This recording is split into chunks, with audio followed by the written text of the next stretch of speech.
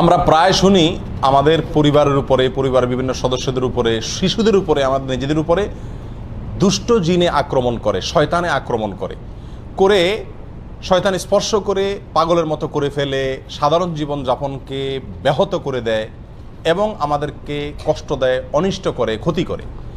জিনের ক্ষতি, অনিষ্ট, দুষ্ট জিনের আক্রমণ থেকে বাঁচার জন্য কোরআন এবং সুন্নাহ অনুযায়ী বেশ কিছু আমল আছে। এরকম 12টি আমলের কথা আজ আমরা বলবো, যে আমলগুলো করার মাধ্যমে দুষ্ট জিনের আক্রমণ থেকে আমরা নিজেরা বাঁচতে পারবো, নিজেদের শিশু এবং পরিবারের সদস্য অন্যদেরকে আমরা আত্মরক্ষার ব্যবস্থা বাতলে দিতে পারবো ইনশাআল্লাহ। নাম্বার 1, 5 ওয়াক্ত সালাত সময় মতো সঠিকভাবে আদায় করতে হবে। 5 ওয়াক্ত সালাতের পাশাপাশি পরিপূর্ণভাবে ইসলামের উপরে চলার চেষ্টা করতে হবে, তাকওয়ার উপরে চলার চেষ্টা করতে হবে। তাহলে আল্লাহ তাআলা শয়তান থেকে আপনাকে বাঁচাবেন, রক্ষা করবেন। দলিল হলো কোরআনে কারিমের সূরা যুখরুফের আয়াত নম্বর 36। আল্লাহ সুবহানাহু ওয়া তাআলা বলেছেন, ওমাইয়া আশু আন যিকরির রহমান নুকাইয়িদ লাহু শাইতানান ফাহুয়া লাহু কারিন। যে আল্লাহর জিকির থেকে, আল্লাহর স্মরণ থেকে গাফেল হয়ে যায়, নামাজ নাই, রোজা নাই, আল্লাহর স্মরণ নাই, দুনিয়ার ভিতরে ডুবে থাকে, হাসি তামাশা বিনোদনের ভিতরে ডুবে থাকে, শুধুমাত্র আল্লাহর জিকির স্মরণ তার জীবনে নাই। আল্লাহ বলেন ওই ব্যক্তির জন্য আমি একটি শয়তান নিযুক্ত করে দেই। শয়তান আল্লাহই লাগাই দেয়, দুষ্ট জিন আল্লাহই তার পিছনে লাগাই দেয়। ফাহুয়া লাহু কারিন, সে তার সঙ্গেই থাকে একেবারে মৃত্যু পর্যন্ত বা সঠিক রাস্তায় আসার আগ পর্যন্ত। তাহলে আল্লাহর পথে আসলে, 5 ওয়াক্ত সালাত আদায় করলে এবং হক হালালি চলার চেষ্টা করলে আল্লাহ সুবহানাহু ওয়া তাআলা ওই ব্যক্তিকে শয়তানের আক্রমণ থেকে বাঁচাবেন। এছাড়া আপনারা বিখ্যাত একটি হাদিস জানেন, নবী আলাইহিস সালাম বলেছেন, কেউ যদি রাতে ঘুমায়, শয়তান প্রত্যেকটা ঘুমন্ত ব্যক্তির কপালে 3টা করে গিরা দেয়। শয়তান কি করে? কেউ যদি রাতে ঘুমাতে যায় তো শয়তান ওই ঘুমানো ব্যক্তির কপালে 3টা গিরা দেয়। এই গিরা দেওয়ার উদ্দেশ্য হলো যাতে সে উঠতে না পারে, কারণ শয়তানকে আল্লাহ তাআলা সে পাওয়ার দিয়েছে। তো শারীরিকভাবে তাকে দুর্বল করে ফেলে, অলস করে ফেলে, শরীরকে মেজমেজ করায় দেয়, সে নামাজের জন্য ফজরের সময় উঠার ক্ষমতা যাতে না থাকে। তখন সাহস করে ইমানি শক্তির বলে বলিয়ান হয়ে যদি কেউ উঠতে পারে, একটা গিরা খুলে যায়, এরপরে অজু করে নামাজ পড়তে গেলে বাকি গিরাগুলো খুলে যায়। খেয়াল করে দেখবেন যে ফজর নামাজ যদি পড়তে যান, ঘুম থেকে উঠে অজু করে, শরীরের ভিতরে যে একটা অলসতা ছিল পুরাটাই কেটে যায়, কারণ যে গিরাগুলো সব খুলে গেছে। তাহলে 5 ওয়াক্ত সালাতের মাধ্যমে কি করা যায়? শয়তানের আক্রমণ থেকে রক্ষা পাওয়া যায়।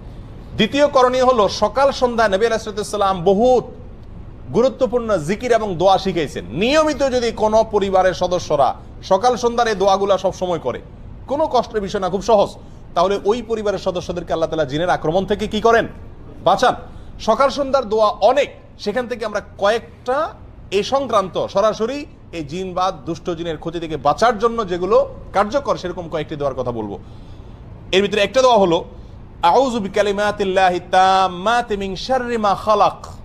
অর্থাৎ আমি আশ্রয় চাই আল্লাহর পূর্ণাঙ্গ কালিমার, পূর্ণাঙ্গ বাক্যের মাধ্যমে আল্লাহ যত সৃষ্টি করেছেন ক্ষতিকর বস্তু, সেগুলোর ক্ষতি থেকে। তাহলে দুষ্ট জিনও আল্লাহর ক্ষতিকর সৃষ্টি, বা সে আমার ক্ষতি করতে পারে, তার ক্ষতি থেকে আল্লাহর কাছে আশ্রয় চাইলাম। এই দোয়াটি যদি 3 বার সকাল এবং সন্ধ্যা পাঠ করে, সহিহ মুসলিম হাদিসে আসছে, আরো অন্য হাদিসের কিতাবে আসছে, আল্লাহ তাআলা সারাদিন সারা রাত ওই ব্যক্তিকে সব ধরনের বস্তুর ক্ষতি থেকে, জিনের দুষ্ট জিনের ক্ষতি থেকে আল্লাহ তাআলা কি করবেন?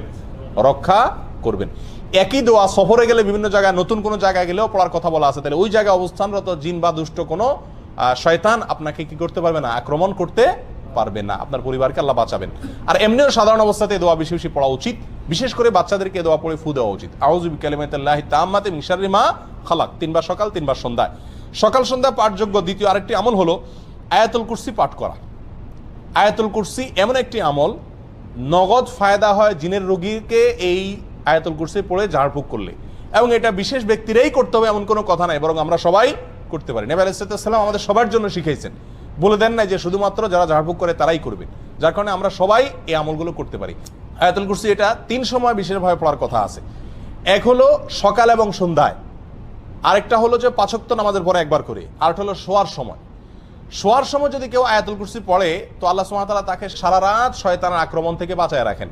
এবারে একটা মজার ঘটনা বর্ণিত আছে আবু হুরায়রা রাদিয়াল্লাহু তাআলা আনহু থেকে। আবু হুরায়রা রাদিয়াল্লাহু তাআলা আনহুকে রাসূল আকরাম সাল্লাল্লাহু আলাইহি ওয়াসাল্লাম একবার যাকাতের মাল পাহারাদারি করার জন্য রাতে নাইট গার্ড হিসাবে নিয়োগ দিলেন। তিনি রাতে পাহারাদারি করতেছিলেন, হঠাৎ করে ওই মাল পাহারাদারি করার অবস্থায় দেখলেন যে একটা লোক আসলো, আয়সা ওখান থেকে কিছু মাল নিয়ে চলে যাচ্ছে। তিনি খপ করে ধরলেন, ধরে বললেন, এই মিয়া, যাকাতের মাল থেকে তুমি চুরি করতেছো? তখন বললো যে, ভাই আমি খুব গরিব মানুষ, আমার বাচ্চা কাচ্চা খাইতে পায় না, আমার ছেড়ে দেন, আমি খুব কষ্টে আছি। ওনার দয়া হয়েছে, ছেড়ে দিছে। পরের দিন তিনি রাসূলুল্লাহ আকরাম সাল্লাল্লাহু আলাইহি ওয়াসাল্লামের কাছে ঘটনাটা বলার পর রাসূলুল্লাহ আকরাম সাল্লাল্লাহু আলাইহি ওয়াসাল্লাম বললেন, ওই লোকটা তোমার মিথ্যা কথা বলছে, সে দেখবে আবার আসবে। ঠিকই পরের দিন আবার আসছে এবং একইভাবে একই সে সুর তুলছে। তখন তিনি খুব শক্তভাবে ধরলেন, আবার সে অনুনয় করার পরে ওনার দিলেন মায়া হলো, ছেড়ে দিলেন। পরের দিন রাসূলুল্লাহ আকরাম সাল্লাল্লাহু আলাইহি ওয়াসাল্লামের কাছে যাওয়ার পরে আবার বললেন, ইয়া রাসূলুল্লাহ, একইভাবে আসছে। রাসূলুল্লাহ আকরাম সাল্লাল্লাহু আলাইহি ওয়াসাল্লাম বললেন যে কি বলছে, বলে এটা বলছে। তখন তিনি বললেন যে সে মিথ্যা কথা বলছে, আবার আসবে। 3 নম্বর দিন আবার আসছে। আসলে আবু রাদিয়াল্লাহু তাআলা এইবার ধরছে ভালো করে, জাবড়ায় তোমার আজকে আর ছাড়তেছি না, আমি রাসূলুল্লাহ আকরাম সাল্লাল্লাহু আলাইহি ওয়াসাল্লাম নিয়েই ছাড়বো আজকে তোমাকে, মিথ্যা কথা বলো প্রতিদিন তুমি। তখন সে বলতেছে, ভাই আমি তোমাকে একটা খুব বড় গুরুত্বপূর্ণ জিনিস শিখাই দেব, আত্মরক্ষার জন্য বিরাট একটা সূত্র তোমাকে বলে দিব, তুমি আমাকে সেই বিনিময়ে ছেড়ে দাও। তো বললেন যে কি বলে দিবা বলো দেখি। তখন এই লোকটা বললো যে দেখো, তুমি যদি প্রতিদিন রাতে শোয়ার সময় আয়াতুল কুরসি পড়ো আর পড়ে ঘুমাও, তো শয়তান তোমাকে অ্যাটাক করতে পারবে না, আল্লাহ তাআলা তোমাকে হেফাজত করবেন ফেরেশতাদের মাধ্যমে, আল্লাহ তাআলা তোমাকে হেফাজত করবেন। এই কথা শোনার পরে আবু রাদিয়াল্লাহু চিন্তা করছেন যে একটা ভালো জিনিস শিখেছে যখন ছেড়ে দিস। তখন পরের দিন যাওয়ার পরে নবী আলাইহিস সালাম জিজ্ঞেস করলেন, কি খবর তোমার আসামির? আবু হুরায়রা বললেন, ইয়া রাসূলুল্লাহ, আসামি তো আবারও আসছে, আবারও ধরছি, তবে সে আমার একটা জিনিস শিখাইছে, এই জন্য তারা ছেড়ে দিছি। রাসূলুল্লাহ আকরাম সাল্লাল্লাহু আলাইহি ওয়াসাল্লাম বলেন যে কি শিখাইছে? বলেন যে এই জিনিস বলছে। তখন রাসূলুল্লাহ আকরাম সাল্লাল্লাহু আলাইহি ওয়াসাল্লাম বলছেন যে দেখো, ও হলো শয়তান, ও তো সত্য কথা কখনো বলে না, তবে এই কথাটা সত্য বলছে, এটা ঠিকই বলছে যে আয়াতুল কুরসি বললে সে তোমার ক্ষতি করতে পারবে না, এই চুরি দাড়ি যা দেখতেছো সব ক্ষতি থেকে বাঁচতে পারবা আয়াতুল কুরসি রাত্রে পড়লে। এটা মহৌষধের মতো কাজ করে। আর সকাল সন্ধ্যা আয়াতুল কুরসির ভরও হাদিসের ভিতরে বর্ণিত আছে যে ব্যক্তি আয়াতুল কুরসি সকাল এবং সন্ধ্যায় একবার করে পড়বে, আল্লাহ সুবহানাহু ওয়া তাআলা শয়তান থেকে রক্ষা করবেন। তারগীব এবং তারহিব হাদিসটি বর্ণিত হয়েছে। আর 5 ওয়াক্ত সালাতের পরেও আছে। অতএব আয়াতুল কুরসি পড়বো। সকাল সন্ধ্যা আমলের ভিতরে আরেকটি আমল আছে, যে আমলটি হলো সূরা ইখলাস 3 বার, সূরা ফালাক 3 বার, সূরা নাস 3 বার। এগুলো 3 বার যদি পাঠ করা হয় সকালে এবং সন্ধ্যায়, আল্লাহ তাআলা সব কিছুর ক্ষতি থেকে বাঁচায় রাখেন। সুনান আবু দাউদ এবং তিরমিজিতে হাদিসটি বর্ণিত হয়েছে। 3 বার কুল হুয়াল্লাহ, 3 বার সূরা কুল আযুর ফালাক এবং 3 বার কুল আযুর রাব্বিন নাস। সকালে 3 বার, সন্ধ্যায় 3 বার। ইনশাআল্লাহ সব কিছুর ক্ষতি থেকে আপনি বাঁচবেন। 4 নম্বর সকাল সন্ধ্যার আমল হলো বিসমিল্লাহিল্লাযী লা ইয়াদুররু মা ইসমিহি শাইউন ফিল আরদি ওয়ালা ফিস সামা ওয়া হুয়াস সামিউল আলিম। এই দোয়াটি সকালে 3 বার, সন্ধ্যায় 3 বার পাঠ করা। দোয়ার অর্থ হলো, ওই আল্লাহর নামে আমি শুরু করতেছি সকাল বা সন্ধ্যা, যে আল্লাহর নামে কোনো কিছু কোনো ক্ষতি করতে পারে না। এই দোয়া সকালে 3 বার, সন্ধ্যায় 3 বার পাঠ করলো, আল্লাহ তাআলা হেফাজত করেন। তাহলে সকাল সন্ধ্যার দোয়াগুলো পাঠ করলে জিনের, দুষ্ট জিনের আক্রমণ থেকে বাঁচা যায়। বিশেষ করে এই 4টি দোয়ার কথা বললাম। তাহলে 2টি আমল গেল। 1 নম্বর আমল হলো যে 5 ওয়াক্ত নামাজ এবং হক হালালি তাকওয়ার উপরে চলার চেষ্টা করা। 2 নম্বর আমল হলো সকাল সন্ধ্যার দোয়াগুলো নিয়মিত পড়ার চেষ্টা করা, বিশেষ করে এই দোয়াগুলো। 3 নম্বর আমলে আসি। 3 নম্বর আমল হলো খাবার গ্রহণ করার সময় বিসমিল্লাহ পাঠ করা। কারণ হাদিসে আসছে, নবী আলাইহিস সালাম বলেছেন, সহিহ মুসলিমে বর্ণিত হয়েছে, যদি কেউ খাদ্য গ্রহণের সময় বিসমিল্লাহ না বলে, তখন শয়তান ওই তার খাবারে যোগ দেয় এবং তার সঙ্গে খাবারে অংশগ্রহণ করে। তাহলে শয়তান থেকে, আপনার খাবার থেকে বাঁচাইতে চাইলে খাবার শুরুতে কি পড়তে হবে? বিসমিল্লাহ। এবং সবাইকে এটা শিখাইতে হবে পরিবারের, যে বিসমিল্লাহ ছাড়া কোনো খাবার শুরু করা যাবে না। একইভাবে ঘরে প্রবেশের সময় বিসমিল্লাহ পড়ে প্রবেশ করতে হবে, কারণ এই বিষয়ে হাদিসে বর্ণিত হয়েছে, নবী আলাইহিস সালাম বলেছেন যে ঘরে ঢোকার সময় যদি কেউ বিসমিল্লাহ বলতে ভুলে যায়, তখন শয়তানের দলনেতা বলে যে এই বাসায় আজকে থাকার এবং রাত্রে এদের সাথে খাওয়ার সুযোগ হয়ে গেল, ঢুকো সবাই। দলে দলে আপনার সাথে শয়তান ঢুকে পড়ে এবং আপনার ক্ষতি করে। আর যদি বিসমিল্লাহ কেউ পড়ে, তখন শয়তান আর তার দলনেতারা বলে যে আজকে এই বাসায় থাকার এবং খাওয়ার সুযোগ হইল আর না। এই জন্য বাসায় যতজন ঢুকবে, যে কোনো রুমে থাকবেন, আপনি ঢুকার সময় কি পড়বেন? বিসমিল্লাহ পড়বেন। 4 নম্বর আমল হলো হাই আসলে হাত দেওয়া বা কিছু দিয়ে মুখ ঢাকা। এটা পরীক্ষিত, যাদেরকে জিনে আক্রমণ করে এরকম বহু রোগীকে দেখেছি আমরা, যে তারা বেশি বেশি হাই তোলে ওই সুযোগে জিন বা দুষ্ট জিন, শয়তান মানুষের শরীরে প্রবেশ করে মানুষের ক্ষতি করার চেষ্টা করে। এই জন্য হাই তোলার সময় হাত দিতে হবে। নবী আলাইহিস সালাম এটা শিখাইছেন, সহিহ মুসলিম, আবু দাউদে হাদিসটি বর্ণিত হয়েছে।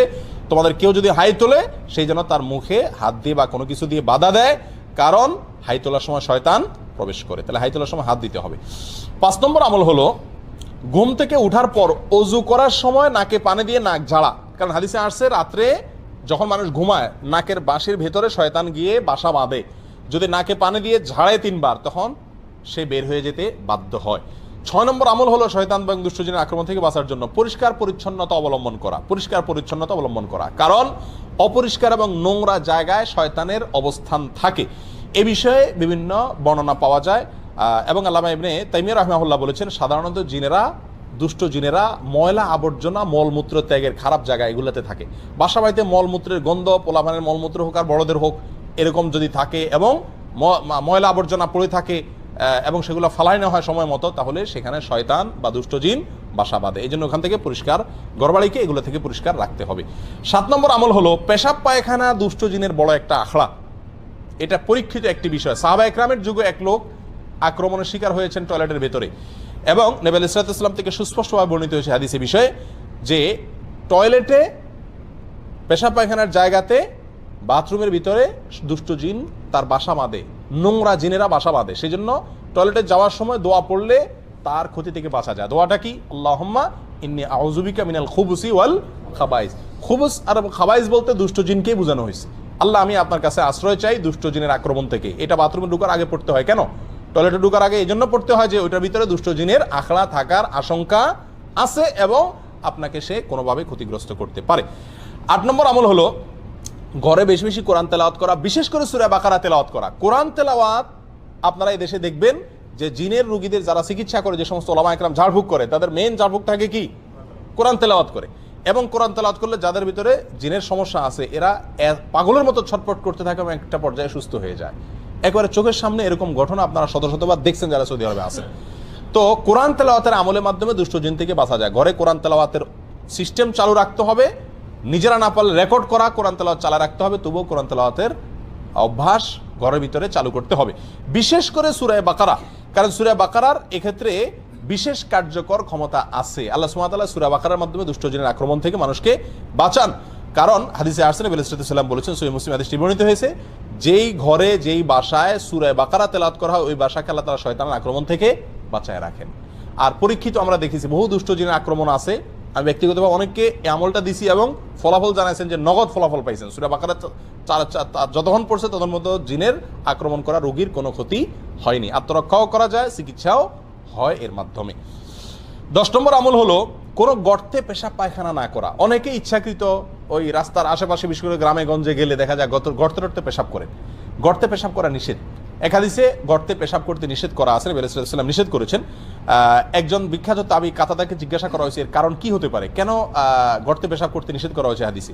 তখন তিনি বললেন যে গর্তে পেশাব করতে নিষেধ করা হয়েছে এই জন্য যে অনেক গর্তে শয়তান তার বাসা বাঁধে, তার আশ্রয় থাকে। তার গায়ে পেশাব করলেন, আপনার গোটা পরিবারের উপর আক্রমণ করে বসলো এবং গোটা জীবনটাই আপনার একেবারে ধ্বংসের দ্বার প্রান্তে নিয়ে গেল, এরকম ক্ষতির আশঙ্কা থাকে। যেন গর্তে পেশাব না করা।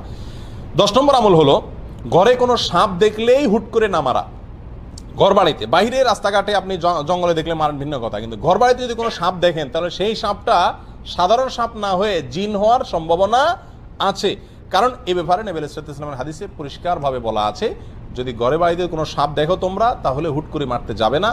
কারণ ঘর বাড়িতে যে সাপ দেখা যায় সচরাচর, এটা অনেক সময় জিন হওয়ার সম্ভাবনা থাকে। তাহলে কি করবেন? রেখে দিবেন আপনাকে কামড় দেওয়ার আগ পর্যন্ত? না, কয়েকটা করণীয় আছে। এর ভিতরে একটা হলো তাকে বলবেন নিজের ভাষায়, আল্লাহ তাকে আপনার ভাষা বোঝার ক্ষমতা দিয়েছেন, আপনি বলবেন যে যদি তুমি জিন হয়ে থাকো জলদি সরে যাও। যদি তখন আপনার কথা শুনে সরে যায় তাহলে বুঝবেন জিন, আর যদি না সরে তাহলে এবার আপনি সাধারণ সাপ হিসাবে তাকে কি করতে পারেন? মারতে পারেন।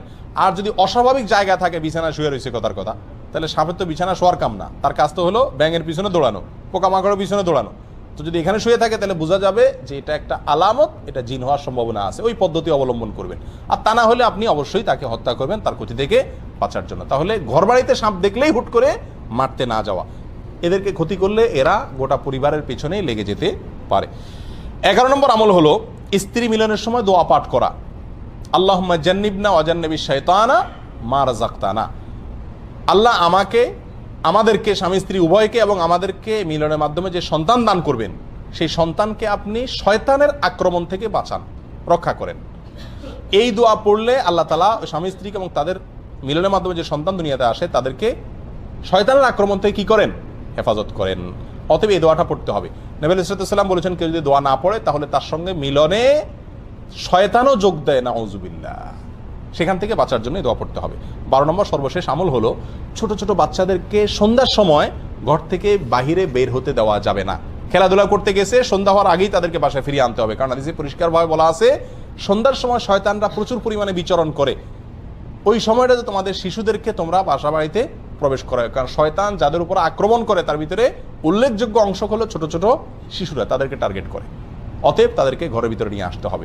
এই 12টি আমল যদি নিয়মিত করা যায় ইনশাআল্লাহ শয়তান থেকে আত্মরক্ষা সম্ভব। আর দুষ্ট জিন যদি আক্রমণ করেও থাকে তাহলে সেখান থেকে চিকিৎসা পাওয়াও সম্ভব। আল্লাহ তাআলা আমাদের সবাইকে দুষ্টজনের আক্রমণ থেকে হেফাজতে রাখুন।